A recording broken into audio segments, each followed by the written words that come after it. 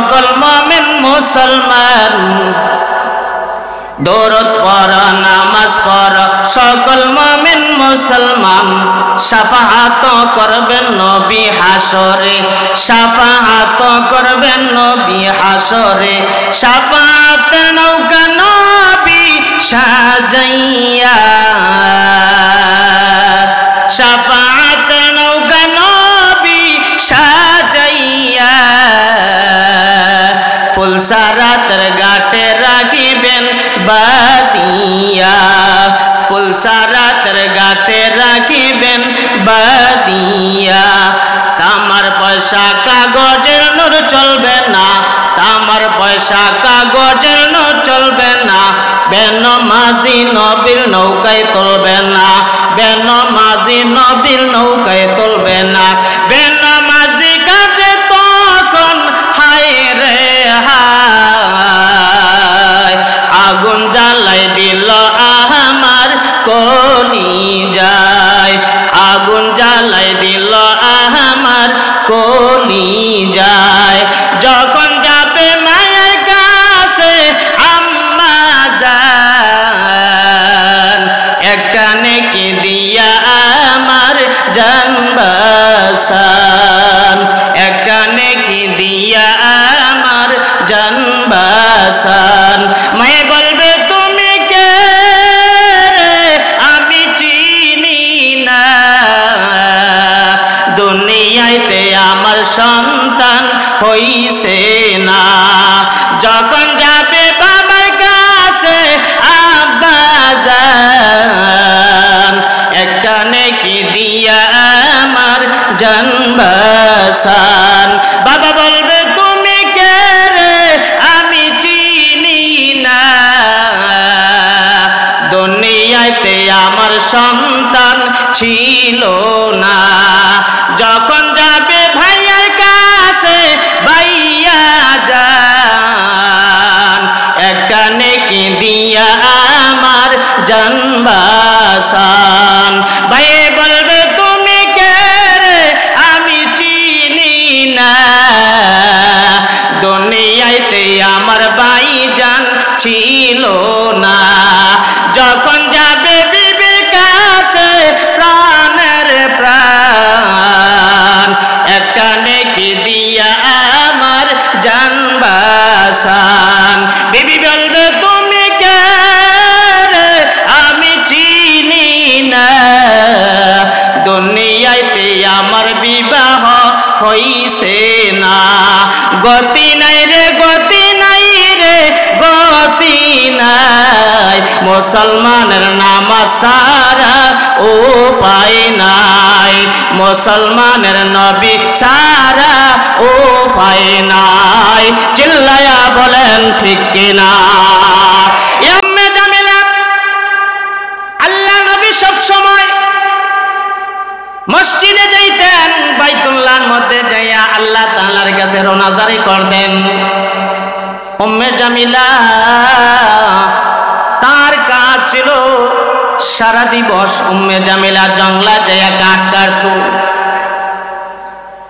শেষ সময় উম্মে জামিলা আসার মুহূর্তে কাটা গাছের কাটা হাতে করে নিয়ে আসতো কাটা নিয়া ঘরের সামনে থেকে নবীজির হুজরা মুবারকের সামনে থেকে মসজিদ পর্যন্ত পুরা রাস্তায় উম্মে জামিলা কাটা বিছাইয়া দিত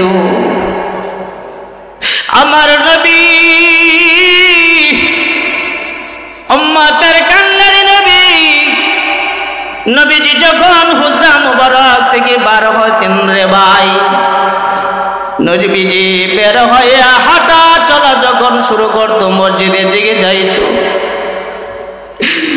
বর্তমানে লাইটিং এর ব্যবস্থা কত আধুনিকতা তখন কোন ধরনের লাইটিং এর ব্যবস্থা ছিল না আগুন জ্বালাইতো একটা পাথরের সাথে আরেকটা পাথর আঘাত করে একটা পাথর আরেকটা পাথরের সাথে আঘাত করে তারা আগুন জ্বালাইতো এটি তাদের কাজ ছিল উম্মে জামিলা সারাদিন কাঠ কাইটা আসার সময় কাটা গাছ থেকে কাটা নিয়া রাস্তার মধ্যে বিছাইয়া দিত তার বাড়ির বড়ই গাছ ছিল। ও হাজী সাহেব, যারা মক্কায় গিয়েছেন রে ভাই দেখেছেন, আজ পর্যন্ত ওই বড়ই গাছ, মৃত্যু বড়ই গাছ এখনো মক্কার মধ্যে আছে না নাই? জোরে বলেন আছে না না? ওই বড়ই গাছ আজ পর্যন্ত আছে। ওই বড়ই গাছের কাঁটা দিয়া কেটে কেটে আমার নবী রাস্তার মধ্যে যাইয়া বিছিয়ে দিত। নবীজির পা মোবারক যখন পিন্দা ফলাইতো, আমার নবী ও শব্দ করত, উম্মে জামিলা ঘরের দরজার মধ্যে বসে বসে খিলখিল করে হাসতো। জোরে বলেন নাউজুবিল্লাহ, আরো জোরে বলেন না নাউজুবিল্লাহ। আমার নবী পা মোবারকের মধ্যে যখন কাটাগুলো বিদ্যা যাইতো, নবীজি অনেক কষ্ট পাইয়া তবুও মসজিদ ছাড়েন নাই, তবুও আমার নবী মসজিদ ছাড়েন নাই। সামাইলে তিরমিজির মধ্যে আসছেন, আল্লাহ নবী মৃত্যুর আগে 13 দিন পর্যন্ত জ্বরে আক্রান্ত ছিলেন। নবীজি হুজরা মুবারকের মধ্যে বসে বসে ছটফট করতেন। যখন নামাজের সময় হতো, 2 সাহাবীর কাঁধে ভর করিয়া আমার নবী মসজিদে নববীর মধ্যে যাইয়া জামাতে নামাজ পড়তো। আর আমরা উম্মত হইয়া সারা রাত ওয়াজ শুনা ফজরের নামাজ তো নাই, 8টার পরে ঘুম থেকে উঠি। এমন আছে না নাই? আল্লাহ নবী সরকারে তো আলম, চোখের পুতলি উম্মতের কান্ডারি মুহাম্মদুর রাসূলুল্লাহ সাল্লাল্লাহু আলাইহি সাল্লাম আয়াত কানা পাঠ করার পর নবীজি পেরেশানি হয়ে যায়। আগে নিজের লোকদেরকে, আকরাবের লোকদেরকে জাহান্নামের ভয় দেখানোর জন্য, আমার নবী সত্য নবী প্রকাশের জন্য সর্বপ্রথম নবীজি কাছের যারা আছেন তারাই সর্বপ্রথম মুসলমান হয়েছে। জোরে কোন সুবহানাল্লাহ। মহিলাদের মধ্যে খাদিজাতুল কুবরা প্রথম মুসলমান হয়েছেন। তা দিয়ে বুঝাইলেন বিবির সাথে যে ভালো, যার বিবি বিশ্বাস করে আমার স্বামী নেককার, যেই বিবি রাস্তা আছে, ওই মানুষটা আল্লাহর কাছে সবচেয়ে বেশি প্রিয়। জোরে বলেন সুবহানাল্লাহ। একজন পীর সাহেব, জবরদস্ত পীর সাহেব, এই পীর সাহেব প্রতিদিন সফরে থাকে। বিবি একদিন বলতেছে, তুমি কি পীর সাহেব? আমি বুঝতে পারলাম না। আজকের গভীর রাত্রে দেখলাম আকাশের উপরের দিক দিয়ে একজন পীর সাহেব উইরা যাইতেছে। কথা বুঝেননি? আমার তো কুমিল্লার ভাষা, ওরে যাইতেছে আকাশের উপরের দিক দিয়ে। পীর সাহেব বললেন, তুমি কি এটা দেখছো? বলে, হ্যাঁ আমি দেখছি। ভালো করে দেখছো? বলে, হ্যাঁ ভালো করে দেখছি। ওই এটি তো আমি। সুবহানাল্লাহ বলেন, এইটি তো আমি। বিবি বলল, এটা যদি তুমি হয়, এই জন্য তো দেখলাম একটা পা নিচের দিকে হয়ে বাঁকা হয়ে আছে। তাহলে বিবির কাছে যে ভালো, সবার কাছে সে ভালো। সুবহানাল্লাহ বলেন। এই জন্য আল্লাহ নবীজির প্রিয়তমা বিবি খাদিজাতুল কুবরা রাদিয়াল্লাহু তাআলা আনহা সবার আগে মুসলমান হয়ে জানাই দিলেন, আমার নবীর আখলাক খুলুকুল কোরআন। আয়েশা সিদ্দিকাকে জিজ্ঞেস করা হলো, রাসূল সাল্লাল্লাহু আলাইহি সাল্লামের আখলাক সম্পর্কে আপনি বলেন। হযরতে আয়েশা সিদ্দিকা বলেন, তোমরা নবীজির আখলাক সম্পর্কে কি জানতে চাও? খুলুকি রাসূলিল্লাহি সাল্লাল্লাহু আলাইহি সাল্লাম খুলুকুল কোরআন। আল্লাহ নবীর চরিত্র হলো হুবহুব কোরআন। যারা কোরআন পড়বে, কোরআন মানবে, তারা যেন আমার নবীর আদর্শ মেনে নিল। তাকো মে সাজায়া जाता हो, ताको में सजाया जाता हो, आंखों में लगाया जाता हो, ताबीज़ बनाया जाता हो, के पिलाया जाता हूँ। अल्लाह नबी परेशानी हो गেলেন, आयात नाजिल হয়ে গেল, ওয়াংদির আশিরাতাকাল আকরাবিন, ও নবী আপনার নিকটতম লোকদেরকে আপনি জাহান্নামের ভয় দেখান। আল্লাহ নবী পাহাড়ের চূড়ায় এসে দাঁড়ায়া সমস্ত মক্কাবাসীর যত বংশ আছে সবার নাম ধরে ধরে নবীকে ডাকতে লাগলেন। আল্লাহ নবী পর্দাদার নাম ছিল আব্দে মানাফ, আব্দে মানাফের লোকদেরকেও ডাকলেন, ইয়া মাশারাল আহবাব, হে আমার প্রিয় মানুষেরা, এ আমার প্রিয় মানুষেরা, মক্কার মধ্যে যত গুরুত্বপূর্ণ যদি কোনো ধরনের কথা হতো মানুষদেরকে কিভাবে ডাকতো। বর্তমানে তো মাইকের ব্যবস্থা আছে, পাবলিসিটির ব্যবস্থা আছে, তৎকালীন যুগে উঁচু জায়গায় দাঁড়াইয়া মানুষদেরকে এলান দিত। সুবহানাল্লাহ বলেন। উঁচু জায়গায় দাঁড়াইয়া ডাকতে থাকতো, সব মানুষ জমায়েত হইত। আজকে আল্লাহ নবী ডাকলেন, ডাকার সঙ্গে সঙ্গে মক্কার প্রত্যেকটা মানুষ ছোট থেকে বৃদ্ধা পর্যন্ত সবাই উপস্থিত হয়ে গেল। আল্লাহ নবীকে জিজ্ঞেস করে আবু লাহাব জিজ্ঞেস করে, মুহাম্মদ কেন আমাদেরকে জমায়েত করেছ? মক্কার মধ্যে সবচেয়ে বড় পাওয়ারফুল তৎকালীন যুগে আবু লাহাব ছিল। আল্লাহ নবীর দাদা আব্দুল মুত্তালিবের 10 জন ছেলে ছিল, তাদের মধ্যে সবচেয়ে বড় ধনী ছিল আবু লাহাব। আবু লাহাব আবার সাহসিকতা দিক দিয়ে বেশি ছিল। আবু লাহাব দাঁড়িয়ে বলল, মুহাম্মদ কেন আমাদেরকে একত্রিত করলাম? মুহাম্মদ কেন ডেকেছ বলো? আল্লাহ নবী বললেন, আমি এতদিন পর্যন্ত আপনাদের মাঝে আছি, কোনদিন মিথ্যা কথা বলতে আপনি দেখেছেন কিনা? বলেন না, দেখি নাই। তাহলে আমি আপনাদেরকে বলতে চাই, এই পাহাড়ের পিছনে যদি বলি শত্রু বাহিনী বসে আছে, আপনারা কি বিশ্বাস করবেন? বলে হ্যাঁ বিশ্বাস করব, কারণ হলো তোমার জবান থেকে কোনোদিন মিথ্যা বলো নাই। আরো জোরে বলেন না সুবহানাল্লাহ। আমাদের মিথ্যা কথার অভাব নাই, ঠিক না বেঠি? কথায় কথায় মিথ্যা। মুনাফিকের আলামত 3টি, এর মধ্যে কথায় মিথ্যা কথা বলা। জোরে বলেন ঠিক না বেঠি? আমাদের মধ্যে মিথ্যা আছে না নাই? বলে হুজুর মিথ্যা ছাড়া কি কোনো কথা আছে নাকি? ব্যবসা থেকে যত কাজ আছে মিথ্যা ছাড়া তো কোনো কাজ নাই। ও কসম খায়া, আমার ব্যবসার কসম খায়া বললাম হুজুর লস হইব, ঠিক না বেঠি? আমার ভাইরা, আমার বন্ধুরা, আল্লাহ নবী বললেন যদি বিশ্বাস করো, আমি বলতে চাই আমার কথা যদি তোমরা না মানো, আমার কথা যদি তোমরা না মানো, আমাকে না মানো, অনতি বিলম্বে অল্প সময়ে তোমাদেরকে জাহান্নামের বিধিপদ বা জাহান্নামের আযাব গ্রহণ করতে হবে, জাহান্নামে যেতে হবে। এই জন্য তোমাদেরকে একত্রিত করি। আমি বলতে চাই তোমরা সকলে আমার কথা মেনে নাও। সুবহানাল্লাহ বলেন। আবু লাহাব চোখ রাঙাইয়া বলল, আলিহাযা জামাতানা ইয়া মুহাম্মদ, এ মুহাম্মদ এই জন্য কি আমাদেরকে একত্রিত করেছো? তাব্বান লাকা মুহাম্মদ, মুহাম্মদ তুমি ধ্বংস হয়ে যাও। জোরে বলেন নাউজুবিল্লাহ।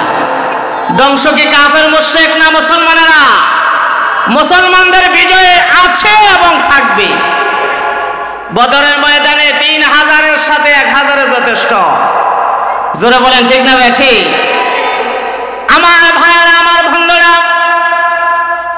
আল্লাহ নবী বললেন, ও চাচা আপনাকে অল্প সময়ের মধ্যে কিছুদিন পরে আপনি জাহান্নামে যাইতে হবে। তাব্বান লাকা মুহাম্মদ, মুহাম্মদ তুমি ধ্বংস হয়ে যাও। আল্লাহ পাক আরশে আজিম থেকে তার কথা শুনতে পারেন, ঠিক না বেঠি? আল্লাহ তাআলা বলেন, বান্দার এত কাছে আমি, বান্দার শাহরগ থেকেও আরো কাছে আমি। সুবহানাল্লাহ বলেন। আল্লাহ কি কাছে না দূরে? আমরা যে এখানে ওয়াজ শুনতে আসছি, আমাদের আল্লাহ দেখেন কিনা? আলহামদুলিল্লাহ বলবেন না? আমার ভাইয়েরা, আমার বন্ধুরা, আবু লাহাব যখন তাব্বান শব্দ ব্যবহার করে, আল্লাহ পাক রব্বুল আলামিন আজিম থেকে জিবরাইলকে পাঠায়, জিবরাইল যাও যাও যাও, আমার নবী ধ্বংস হতে পারে না। নবীকে ধ্বংসের জন্য আমি দুনিয়ায় পাঠাই নাই, আমি আমার নবীকে ওয়ামা আরসালনাকা ইল্লা রাহমাতাল লিল আলামিন। নবী আমাদের সকলের জন্য রহমত। জোরে বলেন সুবহানাল্লাহ। আল্লাহ পাক রব্বুল আলামিন বরদাস্ত করতে পারেন নাই। পৃথিবীর সবচেয়ে বেশি মহব্বত করেন আমার নবীকে। আমার নবীকে আল্লাহ মহব্বত করে পাঠাইলেন। নবীর মধ্যে আল্লাহ এত ভালোবাসা রাখলেন, আল্লাহ মহব্বতকে 100 ভাগ করেছেন। 99 ভাগ মহব্বত, 100 ভাগের 99 ভাগ মহব্বত আমার আল্লাহর কাছে রাখছেন। সুবহানাল্লাহ বলেন। আরো 1 ভাগ আবার 100 ভাগ করেছেন। 100 ভাগের মধ্যে 99 ভাগ মহব্বত ভালোবাসা আমার নবীর মধ্যে আল্লাহ দিয়েছেন, আর বাকি 1 ভাগকে সারা পৃথিবীর মানুষের মধ্যে তাকসিম করে দিলেন। এই জন্য তো নবী এখনো মদিনায় শুয়ে শুয়ে উম্মতের জন্য কাঁদতেছেন। সুবহানাল্লাহ বলেন। আল্লাহ পাক রব্বুল আলামিন জিবরাইলকে পাঠায়, ও জিবরাইল যাও যাও, আমার নবীর জন্য বরদোয়া আবু লাহাব করেছে। আবু লাহাবের কাফেরের বরদোয়া লাগে না। মোমেন দোয়া করতে দেরি, আমার আল্লাহর আযমে বুঝতে দেরি হয় না। জিবরাইলকে পাঠায়, যাও সূরা লাহাব নিয়ে যাও। যদিও কাফেরের নামে লেখা হয়, আবু লাহাবের শানে নাজিল হয়েছে। আবু লাহাবকে ধিক্কার করার জন্য আল্লাহ তাআলা জানিয়ে দিতে চান। কাফের মুশরিকরা তৎকালীন যুগে যা বলতো, সাথে সাথে আল্লাহর পক্ষ থেকে বিচার হয়ে যাইত। আল্লাহু আকবার। আমার বন্ধু, আল্লাহ পাক রব্বুল আলামিন জিবরাইলকে পাঠায়, ও জিবরাইল যাও যাও, আমার হাবিবিক যাইয়া তুমি টেনশন আর ফলাইও না, আমার হাবিবকে সান্ত্বনা দাও। আমার হাবিব চিন্তার মধ্যে মগ্ন আছেন, না আমার নবী চোখের পানি ফালাবে, আমি আর বরদাস্ত করতে চাই না। এ জিবরাইল যাও, সূরাতুল লাহাব যাইয়া আমার নবীকে তুমি শোনায়া দাও। সুবহানাল্লাহ বলেন। তাব্বাত ইয়াদা আবি লাহাবি ওয়া তাব, মা আগুনা আনহু মালুহু ওয়া মা কাসাব। আল্লাহ বললেন, আবু লাহাব যে হাত, যে আঙ্গুল দিয়ে ইশারা করে আমার নবীকে ধিক্কার করেছে, যে হাত তারা ধিক্কার করেছে, আল্লাহ বলেন তার হাতকে আমি আর শক্তিশালী রাখতে চাই না। আবু লাহাবের হাত আমি শক্তিশালী রাখতে চাই না। আবু লাহাবের হাতও ধ্বংস হয়ে যাবে, আবু লাহাব নিজেও ধ্বংস হয়ে যাবে। আল্লাহ বললেন, তাব্বাত ইয়াদা আবি লাহাবি ওয়া তাব, আবু লাহাবের হাত ধ্বংস হয়ে যাক, আবু লাহাব নিজেই ধ্বংস হয়ে যাক। এটা কার কথা? জোরে বলতে হবে, কার কথা? এই জন্য আল্লাহ পাক রব্বুল আলামিন বুঝান, তাব্বাত ইয়াদা আবি লাহাব, আবু লাহাব যে হাত দ্বারা আমার নবীকে ইশারা করেছে, শুধু হাত না, সেও ধ্বংস হয়ে যাবে। যেমন হাদিস শরীফে আসছে, মা আসফালা মিনাল কাবাইন মিনাল ইদারি ফিন্নার, যার পায়জামা লুঙ্গি টাকনোর নিচে থাকবে ওই জায়গাটা জাহান্নামে যাবে। ওই জায়গা জাহান্নামে যাবে না, পুরা শরীর জাহান্নামে যাবে। কথা বোঝেন নাই? সাথে কথা বললেন, কথা বোঝেননি আমার? সবাই কথা বোঝে? মা আসফালা মিনাল কাবাইন মিনাল ইজারি ফিন্নার। নবীজি বলেন, যেই ব্যক্তি পাজামা টাকনোর নিচে থাকবে, লুঙ্গি টাকনোর নিচে থাকবে, ওই জায়গাটা জাহান্নামে যাবে। আসলে কি ওই জায়গা জাহান্নামে যাবে না, তা পুরা দেহে যাবে? এটা দিয়ে বুঝাইলেন যে লুঙ্গি পায়জামা টাকনোর নিচে পুরুষের জন্য পরা যাবে না। এই জন্য আবু লাহাবের হাতটাকে আল্লাহ ইশারা করে বললেন। আবার দ্বিতীয়বার আল্লাহ নিজেই ধ্বংস হয়ে যাবে। কারণ হলো পাথরের সাথে আঘাত খাইলে পাথর ভাঙ্গে না মাথা ভাঙ্গে? মাথা যদি পাথরের সাথে আঘাত খায় পাথরের কিছু হবে না, ধ্বংস হয়ে যাবে কোনটা? মাথা ধ্বংস হবে। আল্লাহ নবীর সাথে টক্কর খেলেছে আবুল আহাব। আবুল আহাব নবীকে চেনে নাই, আবুল আহাব নবীকে চিনতে পারেন নাই, এই জন্য আবুল আহাবের ধ্বংস, তার হাতও ধ্বংস। সুবহানাল্লাহ বলেন। এই জন্য প্রিয় ভাই, আলেম উলামাদের সাথে যারা টক্কর খেলবে, উলামায়ে কেরাম হলো পাথর, সব মানুষ হইল মাথা। মাথা পাথরের সাথে আঘাত খাইলে থাকে না। যদিও টঙ্গীর ময়দানে ঘুমন্ত অবস্থায় আক্রমণ করেছে, জীবদ্দশা আক্রমণ করলে নিজেরাই সামলে টানাটানি লাগতো। ঠিক না বটে? আমরা কি আলেমদের সাথে থাকতে চাই না আলেমের বিদ্বেষী যারা তাদের সাথে থাকতে চায়? ইন্নামা ইয়াখশাল্লাহ মিন ইবাদিহিল উলামা। আল্লাহ বলেন উলামায়ে কেরামই আল্লাহকে বেশি ভয় করে। যদি অন্তরে ভয় থাকে, আলেম উলামাদের ভয় থাকে, এই জন্য আলেম উলামা আক্রমণ করে নাই। যারা আলেমদের বিদ্বেষী তারাই আলেমদের উপর আক্রমণ করেছে। অতএব আলেমদের মহব্বত কোরআনের সাথে ভালোবাসা, কোরআনের মহব্বত নবীর সাথে, নবীজির মহব্বত স্বয়ং আল্লাহর সাথে। তাহলে যারা আলেমদের সাথে মহব্বত রাখবে তাদের সম্পর্ক কার সাথে থাকবে? আমরা কি আল্লাহর সাথে থাকতে চাই না বিদ্বেষীদের সাথে থাকতে চাই? কে কে রাজি আছে হাত তুলে দেখাও। নারে তাকবীর হয় না, ঠান্ডা ধরছে। আল্লাহ যেন কবুল করে সকলে বলি আমিন। আরো আসতে বললেন আমিন, আরো জোরে বলেন আমিন। আমিন কার নাম জানেন? রুহুল আমিন জিবরাইলের নাম। ফেরেশতাদের সবার সর্দার যে ফেরেশতা, ওই ফেরেশতার নাম রুহুল আমিন। আপনারা বাড়িতে আছেন রুহুল আমিন? হে রুহুল আমিন না জিবরাইল? রুহুল আমিন জিবরাইল কত বড় ফেরেশতা, যেই ফেরেশতা নবী যতজন আসছে ততজন নবীর কাছে ওই জিবরাইলও আসছে। সুবহানাল্লাহ বলে না? আমার ভাইরা, আমার বন্ধুরা, আল্লাহ পাক রব্বুল আলামিন জানিয়ে দিতে চান আবুল আহাব অহংকার করেছে তার ধন সম্পদ নিয়ে। আবুল আহাব তার দেহ নিয়ে অহংকার করে ধ্বংস হয়েছে। কিভাবে ধ্বংস হলো? আল্লাহ তাআলা তার নজির দেখাইয়া দিল। আবুল আহাবের কণ্ঠনালীর মধ্যে একটা ফোড়া দেখা দিয়েছে, একটা বিস্ফোরণ দেখা দিয়েছে। ওই তৎকালীন যুগে ক্যান্সারের কোনো নাম ছিল না। আবুল আহাবের কণ্ঠের মধ্যে ওই ফোড়া দেখা দেওয়ার কারণে ফোড়া যখন বিগলিত হয়ে গেল, গলে গেল, ওই জায়গাটা আস্তে আস্তে পচে পচে পচে পচে পুরা দেহের মধ্যে পচা লাগলো।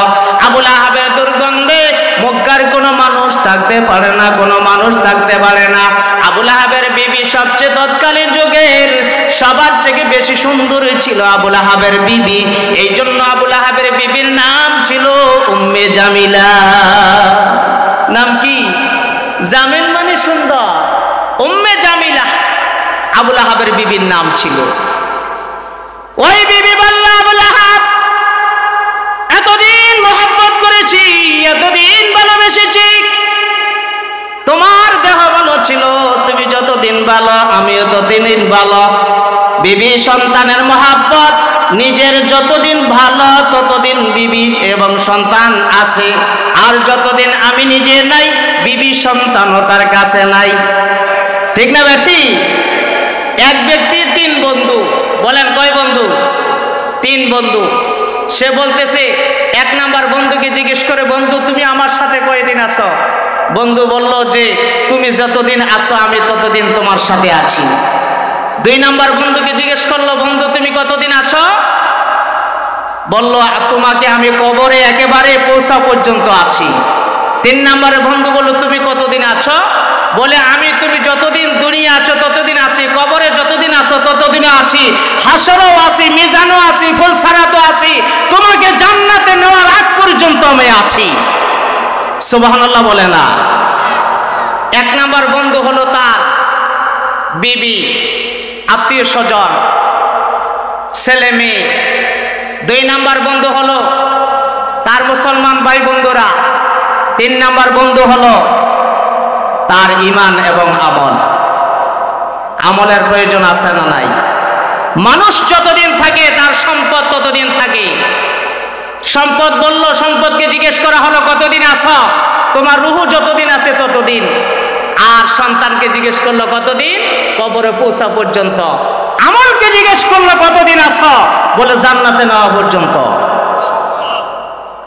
এখন আপনারা প্রশ্ন করেন নিজকে নিজে, চক্ষু একটু বন্ধ করে নিজকে জিজ্ঞেস করেন, প্রশ্ন করেন, আমার সবচেয়ে বড় আপন বন্ধুকে? সন্তান না মাল না ঈমান এবং আমল? তাহলে আমার সবচেয়ে বড় বন্ধু যেহেতু ঈমান আমল, আমি যেহেতু মুসলমানের ঘরে কুল্লু মাউলুদিন ইউলাদু আলাল ফিতরা আবওয়াহু ইউহাফিদানিহি আও ইউনাসসিরানিহি আও ইউমাজ্জিসানিহি। আল্লাহ নবী বলেন, পৃথিবীতে যত সন্তান পৃথিবীর মধ্যে আগমন করে সবাই ফিতরাতের উপরে মুসলমানিত্ব যোগ্যতা নিয়ে জন্মগ্রহণ করে। আবওয়াহু তার মা বাবা, ইউহাফিদানিহি কাউকে ইহুদি বানায়। ইহুদি বানায় কে? মা বাবা। বলেন কে? ইউহাফিদানিহি তার মা বাবা ইহুদি বানায়। ইউনাসসিরানিহি তার মা বাবা নাসারা বানায়। ইউমাজ্জিসানিহি তার মা বাবা মূর্তি পূজক বানায়। দোষ কার? জোরে বলেন, কার দোষ? কুল্লুকুম রাঈন ওয়া কুল্লুকুম মাসউলুন আন রাইয়াতিহি। নবীজি বলেন যে প্রত্যেকটা ব্যক্তি তার অধীনের লোকদের জন্য জবাবদিহিতা করতে হবে।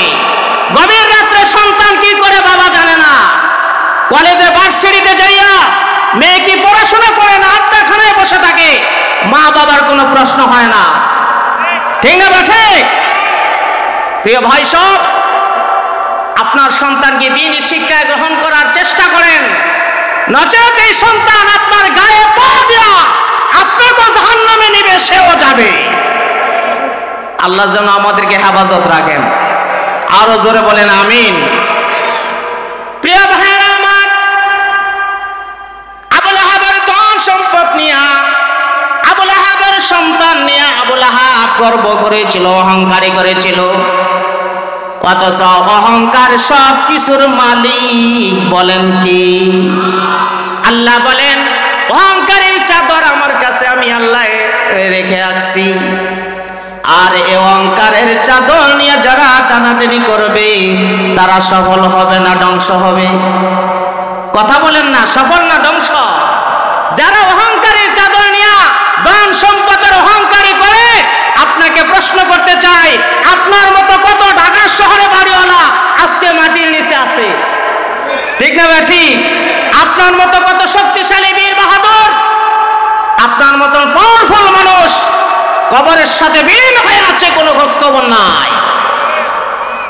কিসের অহংকারী করেন? অহংকারীর মালিক হচ্ছেন আমার আল্লাহ। সুবহানাল্লাহ বলেন। আল্লাহ বলেন, নাহনু গনিয়্যুন ওয়া আনতুমুল ফুকারা। আমি হচ্ছি ধনী, তোমরা সকলে কি? আমরা সবাই কি? বলেন, আমরা কি ধনী না ফকির? জোরে বলতে হবে, আমরা কি ধনী না ফকির? আজকে থেকে ফকিরের মতো কাজ করব, আল্লাহ যেন কবুল করেন। আল্লাহর কাছে আমরা সকলেই মুখাপেক্ষী। আল্লাহ হলেন গনি, আল্লাহ কারো মুখাপেক্ষী নয়, কারো মুহতাজ নয়। আল্লাহর মুখাপেক্ষী মুহতাজ পৃথিবীর সব মানুষ। চিল্লায়ে বলেন সুবহানাল্লাহ। প্রিয় ভাইরা আমার, আবু লাহাবের সন্তান তার ধন সম্পদ নিয়ে আসে অহংকারী করেছিল। আল্লাহ বলেন, তোর ধন সম্পদ তোর হাতে থাকবে না। ধন সম্পদ তোর মতো কত মানুষের ছিল, তোর মতো সন্তান কত মানুষের ছিল, কেউ ওই সন্তান নিয়ে কবরে যেতে পারে নাই, তুই পারবি না।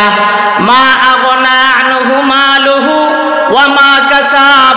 ও আবু লাহাব, তুমি যা কর্ম করেছো, যা নিয়ে তুমি বড়াই করেছো, কোনো কিছুই তোমার কাজে আসবে না, কোনো কিছুই তোমার জন্য সফল হবে না। এটা কার কথা? জোরে বলেন, কার কথা? হযরত মূসা আলাইহিস সালামের খালাতো ভাই ছিল কারুন। কারুনের সম্পদ কত ছিল জানেন? তাফসীরে মাজহারিতে আছে, আহসিন কামা আহসানাল্লাহু ইলাইক। এই আয়াতের তাফসীরে আছে, মূসা আলাইহিস সালামের খালাতো ভাই কারুন তৎকালীন যুগে তার যত সম্পদ আছে ওইগুলো রাখার যে গোডাউন আছে, ওই গোডাউনের চাবি গ্রহণ করার জন্য তৎকালীন যুগের 60টা খচ্চরের ব্যবস্থা ছিল। 60টা খচ্চর কি জানেন? আপনার বন্দরে যে ট্রাক চলে না, ডিস্ট্রিক্ট ট্রাক চলে, এরকম 60 ট্রাক শুধু চাবি বহন করার জন্য ব্যবস্থা ছিল। সুবহানাল্লাহ বলে না? সম্পদ কম না বেশি? আমার আপনার এমন আসেনি? ঢাকা শহরে কারো এত সম্পদ আছে? কারণের শুধু চাবি বহন করার জন্য 60 ট্রাকের ব্যবস্থা ছিল। মুসা আলাইহিস সালাম একদিন কারুনকে ডেকে বলল, ভাই কারুন, তুমি তো আমার আপন খালাতো ভাই, তোমার জন্য আমার অনেক মায়া লাগে।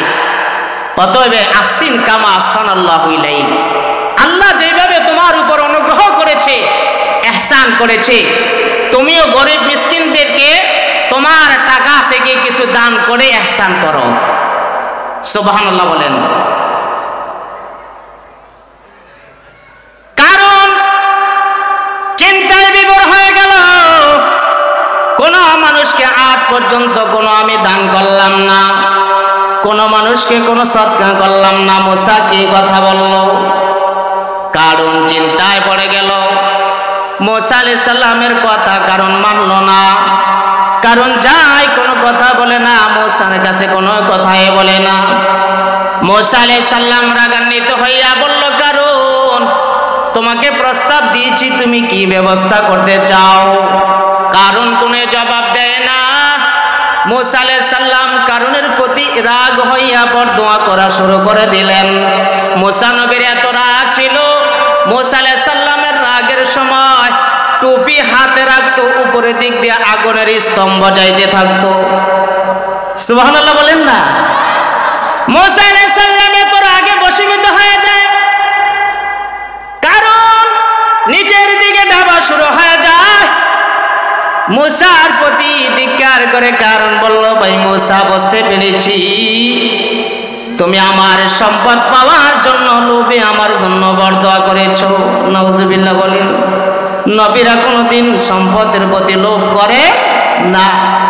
আল্লাহ নবীকে জিবরাইল আইসা বলেন, ইয়া রাসূলুল্লাহ, ইয়া হাবিবাল্লাহ, সকলে বলি সাল্লাল্লাহু আলাইহি ওয়াসাল্লাম, নবী হে আমার, আল্লাহ তাআলা বলছেন যদি আপনি চান এই পাহাড়টা স্বর্ণে পরিণত হয়ে যাবে। আল্লাহ নবী বললেন, জিবরাইল তুমি জানো না আমি এই দুনিয়ার সম্পদ পাওয়ার জন্য দুনিয়ায় আসি নাই। জোরে কোন সুবহানাল্লাহ। আল্লাহ নবী চোখের পানি ফেলাইয়া বলে, জিবরাইল তুমি জানো না আমার উম্মতদের টেনশনে আমি আছি, আমার উম্মতদের কি উপায় হবে, আমার উম্মতদের কি অবস্থা হাসরের ময়দানে হবে, এই টেনশনে আমি আছি। হাসরের ময়দানে সমস্ত নবীগণ সবাই ইয়া নাফসি ইয়া নাফসি বলে সবাই গুরুপাগ্রহ করবে। আমার নবী ময়দানে মাহশরের মধ্যে উম্মতের দিকে বারবার তাকাবেন, উম্মতরা কোথায় আছে খোঁজ খবর নেবেন, আর চোখের পানি ফালাইয়া বলবেন, ইয়া হাবলি উম্মতি ইয়া হাবলি উম্মতি। আল্লাহ নবী আল্লাহর কুদরতের পায়ের নিচে সিজদা করে, আল্লাহ নবী মাথা নিচে ফালাইয়া চোখের পানি ফালাইতে থাকবেন। আল্লাহ তাআলা বলবেন, হাবিব দুনিয়ায় কত চোখের পানি আমার জন্য আপনি ফেলে দিয়েছেন, ও হাবিব আর কাঁদেন না, কি দরখাস্ত আপনার বলেন। আল্লাহ নবী মাথা উঠায় না, আল্লাহ নিজেই মাথা উঠাইয়া দেবেন। সুবহানাল্লাহ বলেন না? আল্লাহ তাআলা আল্লাহর হাবিবকে মাথা উঠাইয়া বলবেন, হাবিব উঠান, মাথা উঠান, বলেন কি দরখাস্ত আপনার। আল্লাহ নবী বলবেন, ও আল্লাহ আমার ফরিয়াদ করি আমার গুনাহগার উম্মতদের সুপারিশ পাওয়ার জন্য। उम्मत है तुम्हारी गुलामों में तुम्हारा, उम्मत है तुम्हारी गुलामों में तुम्हारा, तकदीर हमारा है मुक़द्दर है हमारा, तकदीर हमारा है मुक़द्दर है हमारा।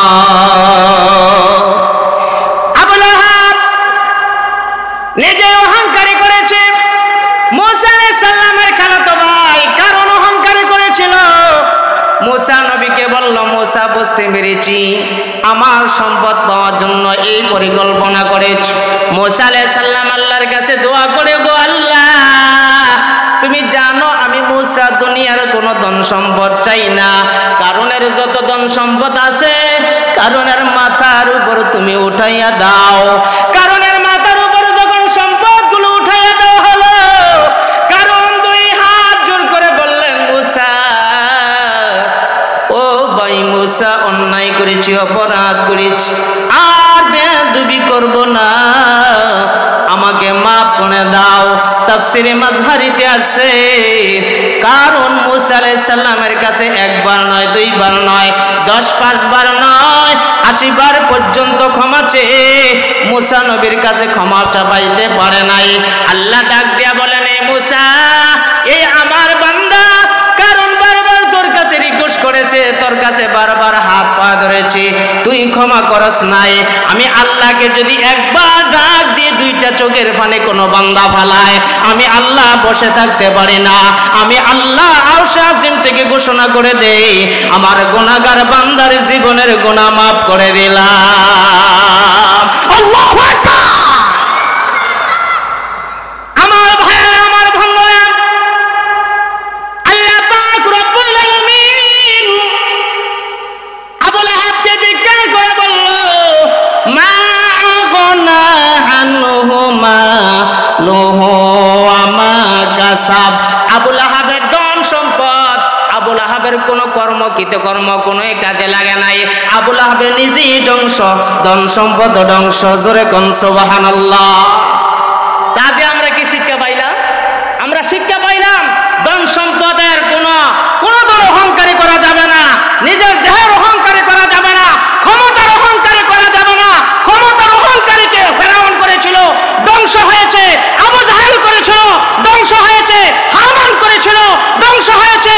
নমরুদ করেছিল, ধ্বংস হয়েছে। বর্তমানে ফ্যাসিস্ট শেখ হাসিনা করেছিল, এসেও বাঁচতে বাধ্য হয়েছে।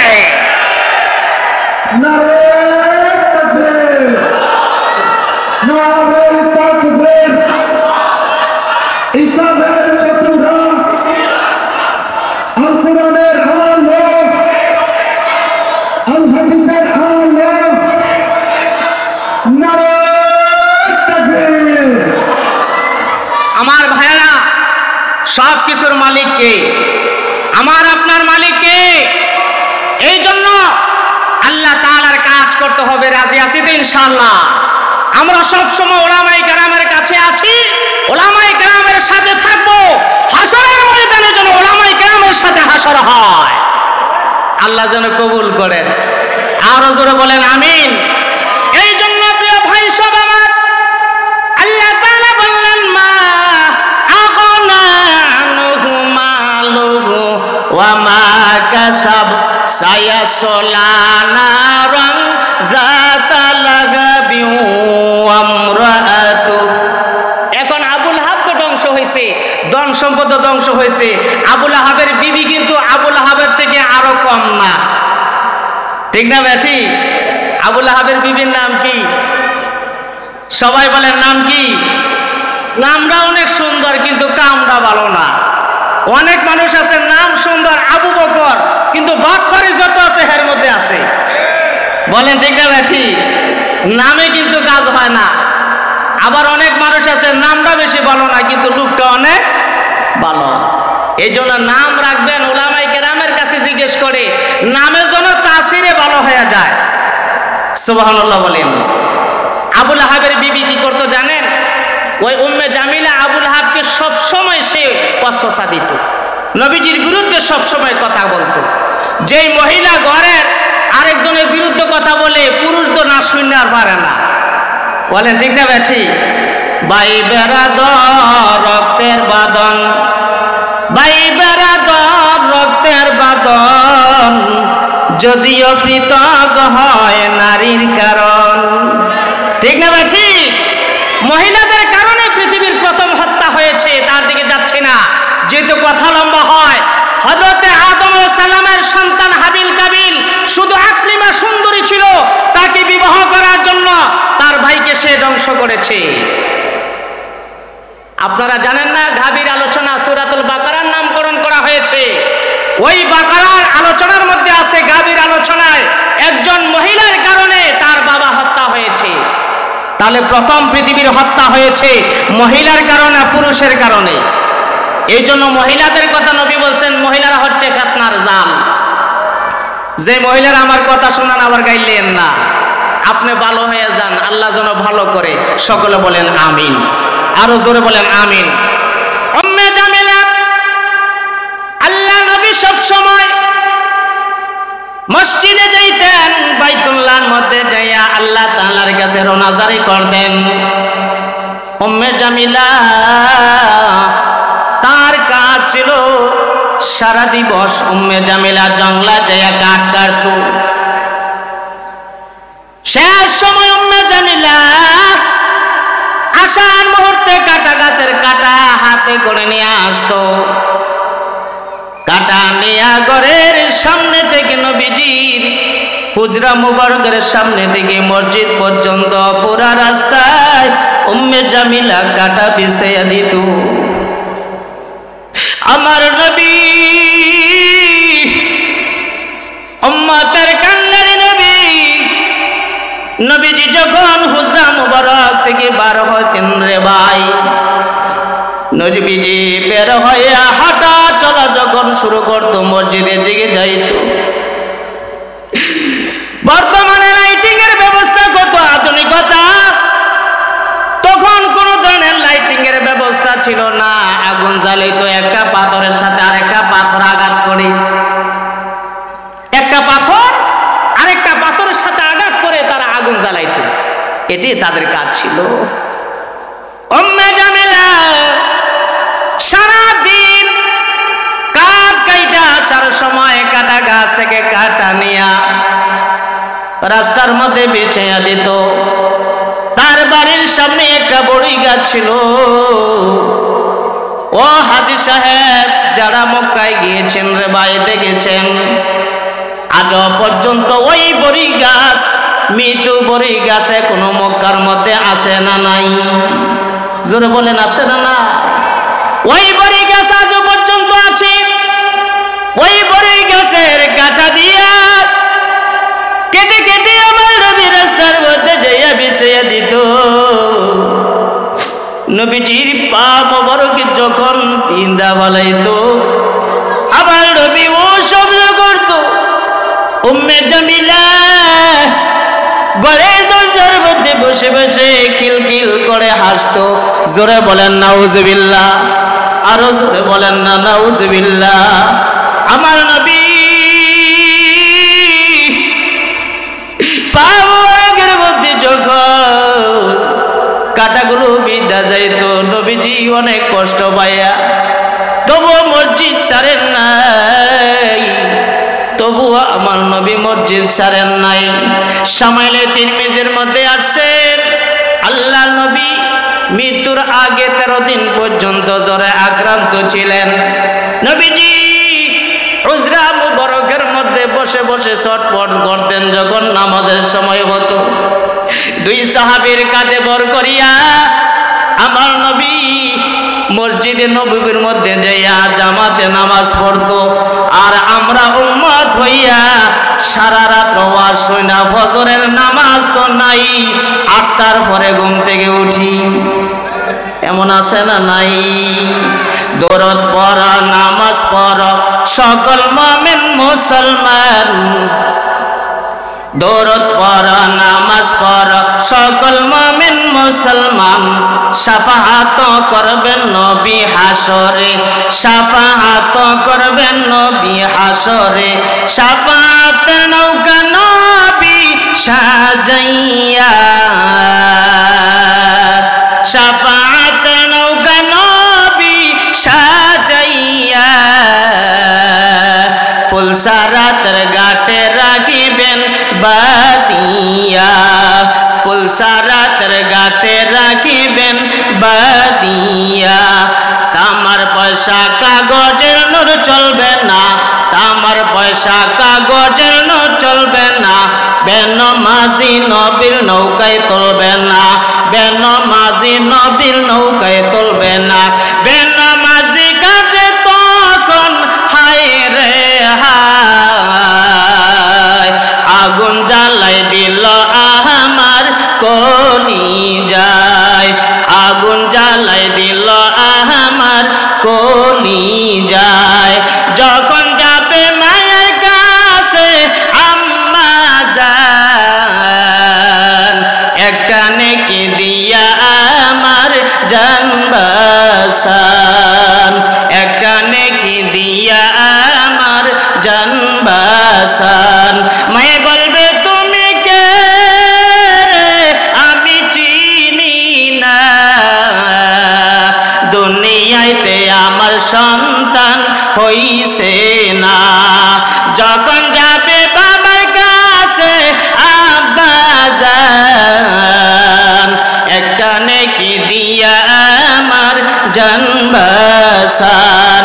বাবা বলবে তুমি কে রে, আমি চিনি না,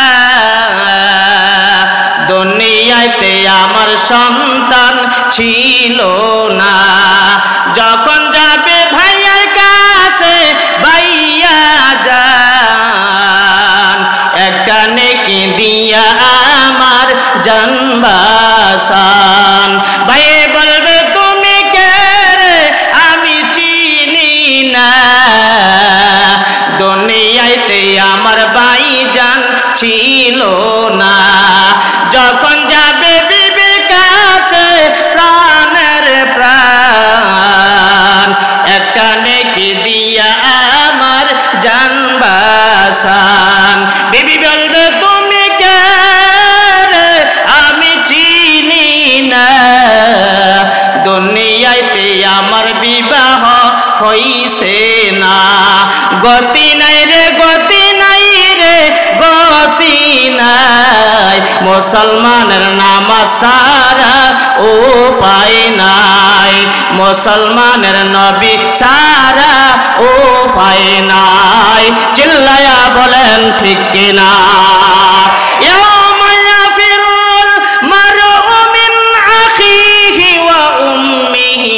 وأبيه وصاحبته وبنيه لكل امرئ منهم يومئذ شأن يغنيه।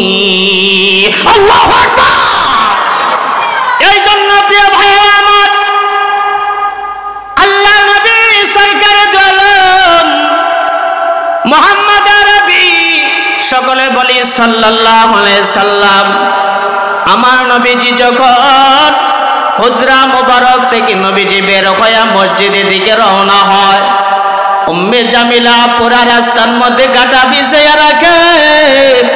একদিন দুই দিন নয়, প্রতিদিন উম্মে জামিলা কাটা বিছাইয়া রাখে।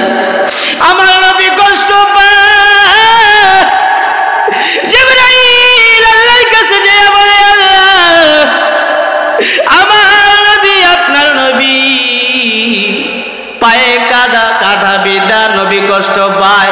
উম্মে জামিলা কিলকিল করি কাফেরের বিবি হইয়া, কাফের ইবনে কাফের হইয়া ওই উম্মে জামিলা কিলকিল করে হাসে। আমি জিবরাইল তা মেনে নিতে পারি না। আল্লাহ গো, তুমি অনুমোদন দাও, উম্মে জামিলাকে আমি নিজেই ধ্বংস করিয়া দেব। সুবহানাল্লাহ বলেন না, আরো জোরে বলেন না সুবহানাল্লাহ। আল্লাহ নবী সরকারে দোলাম মুহাম্মদ আরবি সাল্লাল্লাহু আলাইহি সাল্লাম শুধু কাদা পায়ের মধ্যে বিদা, কষ্ট পায় নাই। তয়েফের ময়দানে আল্লাহ নবী এমন কষ্ট পেয়েছে রে ভাই, তয়েফের মানুষদের কাছে নবী দ্বীনের দাওয়াত নিয়ে যায়। তয়েফের মানুষগুলো ফিরেয়া আমার নবীর উপরে পাথর মারা শুরু করে দেয়। আমার নবী পাথরের আঘাত খাইয়ে পাথরের নিচে পড়ে যায়। সন্ধ্যার সময় জিবরাইল আয়েশা আমার নবীকে উঠায়, হাবিব দান করেন। আপনি যদি অনুমোদন দেন, দুই পাহাড়ের মাঝখানে রাইখা তয়েববাসীকে আমি জিবরাইল ধ্বংস করে দেব। আল্লাহ নবী বললেন, না ভাই জিবরাইল, না না না, হতে পারে তারা মুসলমান হবে না, হেদায়েত প্রাপ্ত হবে না। তাদের ঘরে যারা হবে একজন হলো দ্বীনের দাওয়াতওয়ালা হয়ে যাবে। না, জিবরাইল ধ্বংস করার প্রয়োজন নাই। আমি নবী কষ্ট পাইব, তবু আমার উম্মতেরা সুখে থাকো। সুবহানাল্লাহ বলেন না? সেই নবীর জন্য মায়া আছে না নাই? আরো জোরে বলেন না, মায়া আছে না নাই? এই জন্য ভাই নবীর মুহাব্বত রাখিয়া নামাজ পড়তে হবে, দুরূদ শরীফ পড়তে হবে। আজকে জুমার দিবসে আসরের নামাজের পরে যেই বান্দা এই দুরূদ শরীফ একবার পড়বে, আল্লাহুম্মা সাল্লি আলা মুহাম্মাদিন নাবিয়িল উম্মি ওয়া বারিক ওয়া সাল্লিম তাসলিমা। বুখারীর riwayate আছেন, আল্লাহ নবী বলেন, কোন বান্দা যদি আসরের নামাজ জুমা বারে আসরের নামাজের পরে 80 বার এই দুরূদ শরীফ পাঠ করে, আল্লাহ পাক রব্বুল আলামিন তার 80 বছরের জীবনের গুনাহ মাফ করে দেবে। পড়বেন তো ইনশাআল্লাহ? আরেকটা আমল দেই, পালন করবেন ইনশাআল্লাহ? না শুধু ওয়াজ শুনবেন? আমলের প্রয়োজন আছে না নাই?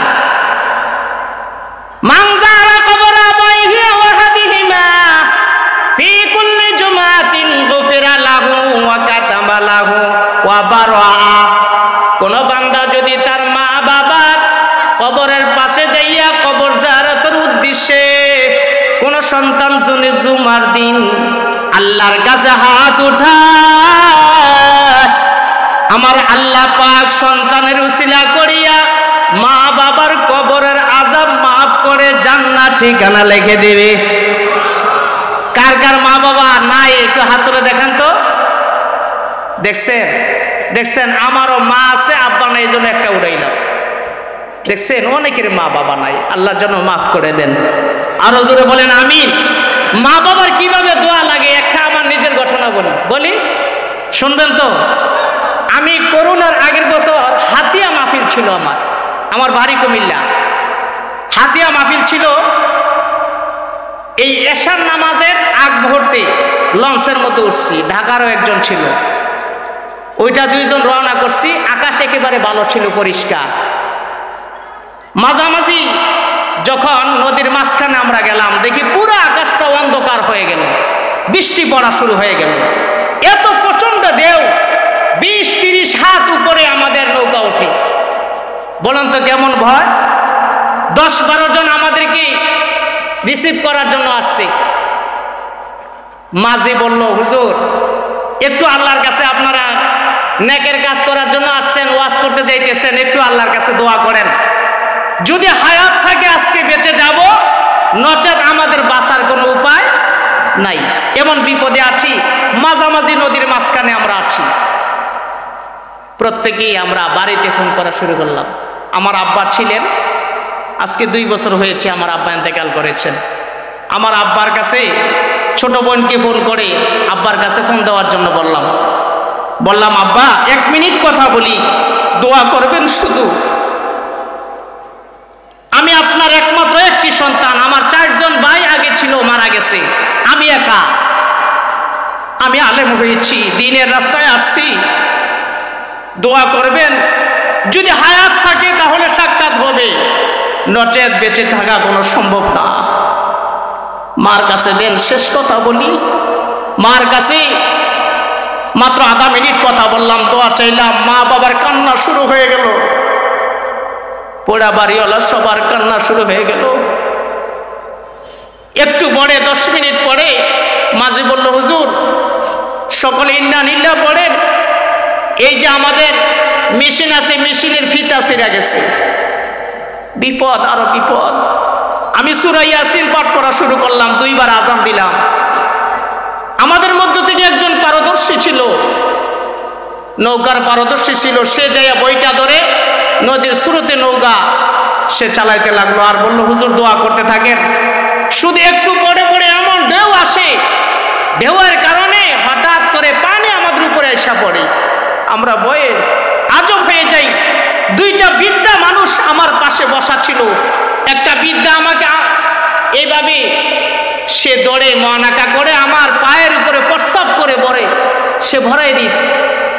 আমি বললাম, চাচা মনে কষ্ট নেবেন না, আমি আপনার প্রস্রাব শরীরে পড়ছে তার জন্য কষ্ট না, আপনি যে বৃদ্ধ একটা মানুষ আজকে কষ্ট পাচ্ছেন, ভয় পাচ্ছেন, ভয় পাবেন না। আমরা যদি মৃত হয় আমাদের দরজা হবে শহীদি দরজা। একটু পরে আব্বার কাছে আবার ফোন করলাম, আব্বা দোয়া করতে থাকেন, দুরূদ শরীফ বেশি বেশি পড়েন। রাত্র 12টার পরে বন্দরে স্টপিজ করার কথা ছিল, আর এই স্টপিজ যে মেঘনার গাড়ি যেয়ে করছে এমন দূরে যাইয়া 12টার পরে যাইয়া ওই এলাকার মানুষ সবাই ঘুম থেকে উঠে আমাদেরকে দেখার জন্য আসছে। যাইয়া দেখি প্যান্ডেল, আর প্যান্ডেলের কোনো অস্তিত্ব নাই, পুরা জায়গায় বৃষ্টির কারণে ভিজে অস্থির। আমি ইমাম সাহেবকে বললাম, মাইকম্যান কোথায়? বলে মাইকম্যান আছে। মাইকম্যান বলল, হুজুর শব্দ মেশিন সহ আমরা কইলা বালাইছি। আমি বললাম, আপনি একটু মসজিদের মাইকের সাথে জয়েন করেন, আমি এই মাঠে খালি মাঠে ওয়াজ করা শুরু করব। দাঁড়ায় দাঁড়ায় ওয়াজ করা শুরু করলাম। রাত্র 12টার পরে পুরা মানুষ এলাকার শুধু দাঁড়ায় ওয়াজ শুনে আর কাঁদতেছেন, আমরা শুধু এই ঘটনা বলতেছি। সকালবেলা ফজরের নামাজের পরে ইশরাকের নামাজ পড়ে আল্লাহর দরবারে রোনাজারি করে বললাম, আল্লাহ হায়াত যদি থাকে কখনো মওত হয় না, এটি আজকে বুঝতে পারলাম। আমার আব্বাকে বললাম, মা বাবার দোয়া যে লাগে এটি সবচেয়ে বড় সত্য। জোরে বলেন ঠিক না বেঠিক? আমার নিজের ঘটনাটা বললাম। এই জন্য ভাই, যাদের মা বাবা জীবিত আছে, আপনি ভাববেন আপনার ঘরে 2টা জান্নাতের টুকরা আছে। মা বাবার কাছে দোয়া চাবেন তো? মা বাবা সন্তানের কখনো শত্রু হতে পারে না, মা বাবা সন্তানের কখনো বিরোধী কাজ করতে পারে না। এই জন্য মা বাবা যতই আপনার যদি কথার বাহিরেও হয়, কিন্তু মা বাবার পায়ে ধরে প্রতিদিন দোয়া চাবেন, মা আমার জন্য দোয়া করেন। এই মা দোয়া করলে সাথে সাথে কবুল হয়ে যাবে। আরো জোরে বলেন সুবহানাল্লাহ। এই জন্য প্রিয় ভাই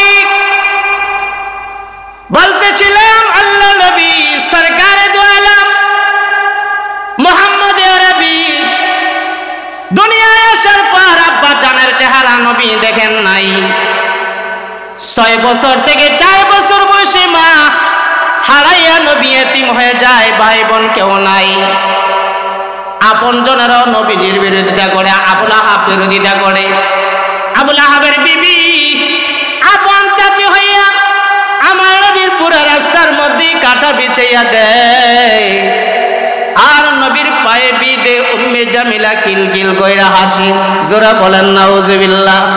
আলেমেরা যদি ব্যথা পায়, অনেক দুশ্মন আছে তারা খুশি হয়, এমন আছে না নাই? আরো জোরে বলেন আছে না নাই? এ প্রিয় ভাই, আলেমেরা আপনার শত্রু নয়, আপনার বন্ধু। আলেমেরা দ্বীনের কথা বলেনি যে নবীজি 40 বছর আগ পর্যন্ত দ্বীনের দাওয়াত বেশি দেয় নাই। সবার কাছে নবীজি সিদ্দিক ছিলেন, সাদিক ছিলেন, আমিন ছিলেন।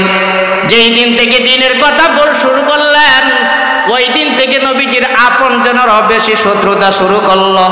তা দিয়া বোঝাইয়া দেয়, দ্বীনের কথা বললেই কারো উপরে পড়তে পারে, আপনার বিরোধিতা হতে পারে। আমরা বিরোধী নয়, আমরা আওয়ামী লীগের বিরোধী নয়, আমরা বিএনপির বিরোধী নয়, আমরা রাষ্ট্রের বিরোধী নয়, আমরা রাষ্ট্রের বিরোধী নয়। রাষ্ট্রের শান্তি চাই, আপনাদের শান্তি চাই।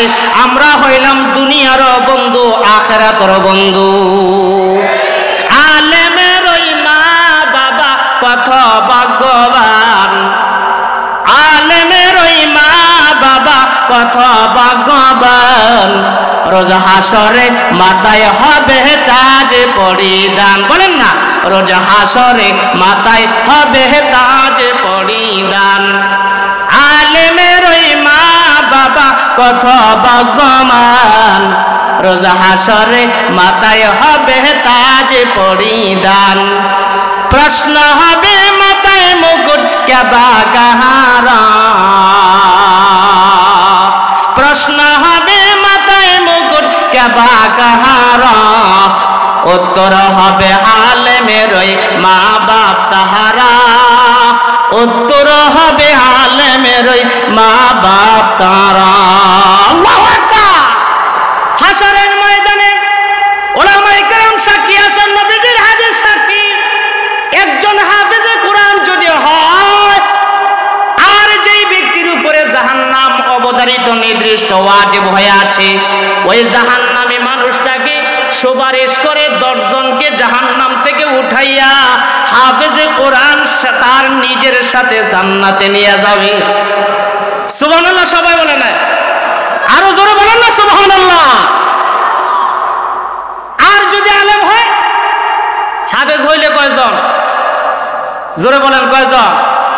আর যদি আলেম হয়, আলেম যদি হয় 10 জন নয়, 20 জন নয়, 30, 40, 50 জন, কয় 100 নয়।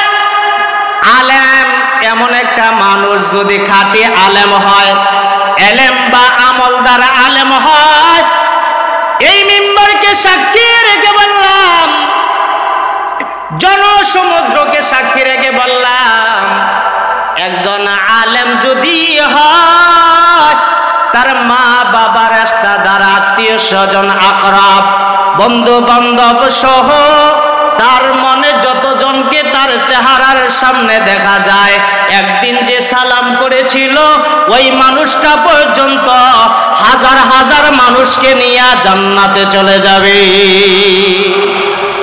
আল্লাহ আশ্চর্য হয়ে যাবে, রে আলে জান্নাত তোমার, তুমি এত জন। বলে আল্লাহ আমার আম্মারে ফালাই কই যাবো, এই জন্য আম্মারা নিয়ে আসছে। আব্বারে কেমনে ফালাই? আব্বারও নিয়ে আসছে, ভাই বেজার হয়ে আসছে, ভাইকেও নিয়ে আসছে, বোনকেও নিয়ে আসছে, বিবিকে নিয়ে আসছি, সন্তান নিয়ে আসছি, আত্মীয় স্বজন কোথায় ফালাবো তাদেরকেও নিয়ে আসছি, বংশের মানুষকে কোথায় ফালাবো তাদেরকেও নিয়ে আসছি, মুসল্লি যারা আছে তাদেরকেও নিয়ে আসছি, যতজন মানুষ মুসলমান আছে যাদের সাথে দেখা হয়েছে বা আল্লাহ মোহাব্বত তাদের সাথে আছে, ফালাইয়া কোথায় যাবো? এই জন্য জাহান্নাম দিলে আমারও সহ দেন, নচে সবারে জান্নাতে দেন। সুবহানাল্লাহ। সবার আসে না। আলেমের সাথে মহব্বত রাখা দরকার আছে না নাই? একদিন একটা সালাম দিবেন, এ উসিলায় মুফতি সালমান রাফিকে আপনারা সুপারিশ করে জান্নাতে নিয়ে যাইব। আল্লাহ যেন কবুল করে। আরো জোরে বলেন আমিন। আপনারা যদি জান্নাতি হন আমারে নেবেন নি? বলে কুমিল্লার হুজুরতে একটু ওয়াজ শুনছিলাম, ওনারাও নেব। আমি এই উসিলায় তো ওয়াজ করি। আমার আব্বা আমাকে একটা নসিহত করছিলেন। আমার আব্বা বলছেন, বাবা আমি যখন 2008 সালে যেই বাড়িতে লজিং ছিলাম, ওনারা আমার কণ্ঠস্বর দেখে বললো, হুজুর আমরা ইউরোপ কান্ট্রিতে থাকি, আপনি আমাদের সাথে ওই দেশে একটা মসজিদ দিছি আমরা, আপনি ওই দেশের ইমাম হবেন, আয়সা পড়েন। আপনার আব্বা তো গরিব মানুষ। আমি আব্বার কাছে যাইয়া বললাম, আব্বা আপনি কৃষি কাজ করেন, এখন আমি ইউরোপ কান্ট্রিতে একটা মসজিদের ইমাম হমু, 2 লক্ষ টাকা পাবো। আমার লজিক মাস্টার বলছে 10 টাকাও লাগবে না, আপনি কি বলেন? আব্বা চোখের পানি ফালিয়ে বলো, বাবা তুমি কি দ্বীনি এলেম চাও না সম্পদ চাও? আমি আব্বার সাথে একমত হয়ে চোখের পানি ফালাইলাম, আব্বা আপনি কি বলেন, আপনার মনের চাহিদা কি? বলে আমার একটা ইচ্ছা যে তুমি সারা বাংলাদেশে ওয়াজ করবা, এমন একটা আলেম হইবা। আমি বললাম, আব্বা ঠিক আছে, আজকে থেকে আমার এই প্রতিজ্ঞা করলাম, আমি বাংলাদেশের ওয়াজ হওয়ার জন্য একটা চেষ্টা করবো ইনশাআল্লাহ। আমার ইউরোপ কান্ট্রি দরকার নাই। আলহামদুলিল্লাহ বলেন। এই জন্য প্রিয় ভাই সব অল্প সময়ের মধ্যে ছেড়ে দিব। উম্মে জামিলা কাঠ কাটার জন্য জঙ্গলের মধ্যে যখন যায়, জঙ্গলের মধ্যে যাইয়া উম্মে জামিলা গাটুরি বেঁধে মাথায় উঠাইলো। মাথায় উঠাইয়া গাটুরি নিয়ে যখন আসতেছি, হঠাৎ করে উম্মে জামিলার ওই যে গাটুরির রশি, ওই রশির ভিতরে, গাটুরির ভিতরে, বোঝার ভিতরে উম্মে জামিলার মাথা দেখতে পারে না। উম্মে জামিলার কণ্ঠের মধ্যে, গলার মধ্যে ওই রশিটা আটকাইয়া যায়। উম্মে জামিলা ওই জঙ্গলের মধ্যেই পইরা দুনিয়া থেকে বিদায় নিয়ে জাহান্নামে হয়ে গেল। এই জন্য আমরা শিক্ষা পাইলাম, নবীজির বিরোধিতা করার কারণে আবুল হাব পচে পচে শেষ হয়েছে, নবীজির বিরোধিতার কারণে উম্মে জামিলা ধ্বংস হয়েছে। আজও পর্যন্ত উলামায়ে কেরামের বিরোধী যারা করবে, কোরআনের বিরোধী করবে, নবীর বিরোধী করবে, দ্বীনের বিরোধী করবে, দ্বীন হয়ে যাবে। আল্লাহ পাক যেন আমাদের সকলকে বোঝার তৌফিক টুকুন দান করেন, সকলে বলি আমিন।